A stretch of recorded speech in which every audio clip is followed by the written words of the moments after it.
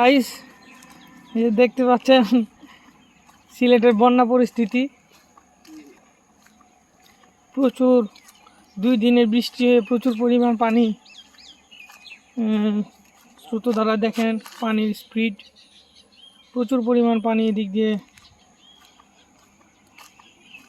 খাল দিয়ে নেমে যাচ্ছে। আর একদিন বৃষ্টি হলে তো আরও বন্যার পরিস্থিতি সৃষ্টি হবে। গাইস, আপনারা দেখেন যে জায়গাগুলা পানি ছিল না সেই জায়গাগুলো আজকে কানায় কানায় পানি দিয়ে পূর্ণ হয়ে গেছে। দোয়া করি যেন আর বৃষ্টি না হয়।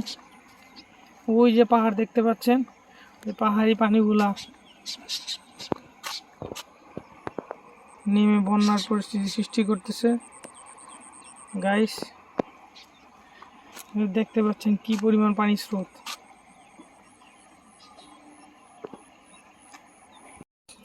আমরা এখন মাছ ধরবো।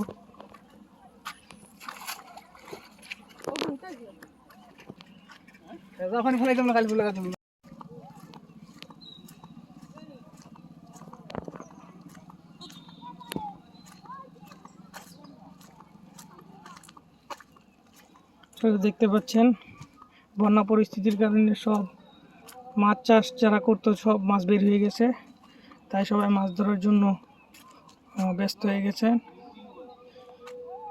আপনারা দেখতে পাচ্ছেন এই যে তারা ঘেরের মাছ ধরার জন্য এই খাল থেকে সব বের হয়ে গেছে। দেখতে পাচ্ছেন মাছ কিছু উঠছে, তেমন কোনো মাছ উঠে নাই।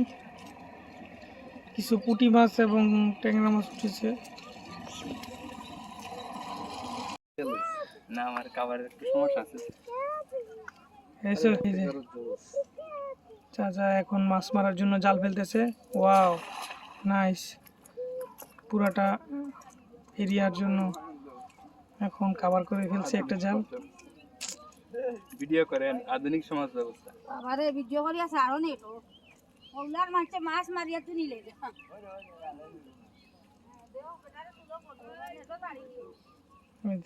চাচি সব বুঝতেছে। চাচি বলতেছে নেটে নাকি ছেড়ে দিব।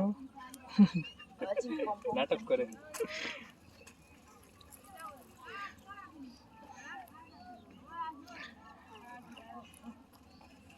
মনে হয় কিছু উঠছে নেটে নাই, জালটা মিস হলো। রামেলের প্রভাবে আমরা এখন একটা লাইভ করতেছি। এই যে বন্যা ক্ষতিগ্রস্ত লোক, এই যে মাসুম মিয়া, সে এখানে মাছ ধরার জন্য মাছ ধরে এবং স্থানীয় লোক। আচ্ছা, ইয়ে নিয়ে একটু বলেন। ওই যে পিছনে দেখেন বন্যা পরিস্থিতি নিয়ে রিপোর্ট করতেছে, বলেন কিছু বলেন। হ্যাঁ, সবাই কেমন আছেন? আসলে আজকে আপনারা যেটা দেখতে পাচ্ছেন এটা হচ্ছে রামেলের প্রভাবে যে দুর্যোগটা হয়েছিল, সেই দুর্যোগে সিলেট বিভাগে কুলাউড়া উপজেলায় একটা বিশাল বন্যা সংঘটিত হয়েছে। এই বন্যায় আপনার ওই পাশে 3টি বাড়ি এবং 4টি গ্রাম ডুবে গেছে। ঠিক আছে, অবস্থা খুবই ভয়াবহ।